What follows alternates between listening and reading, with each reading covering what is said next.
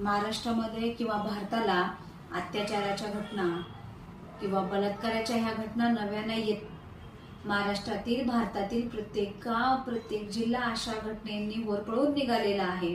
पण प्रत्येक वेळी वेगवेगळी निदर्शने मोर्चा निघाला जातो आणि आरोपी मात्र मोकाट सुटतात. आरोपींना पकडलं जातं, जेरबंद केलं जातं, परंतु त्यांना कुठल्याच प्रकारची लवकर शिक्षा भेटली जात नाही.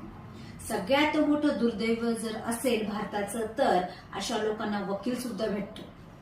म्हणजे एवढं काळं काम, एवढं खराब काम की ज्याला कुठलीच शिक्षा नाहीये देहदंडाशिवाय, अशा लोकांना सुद्धा वकील मिळतो.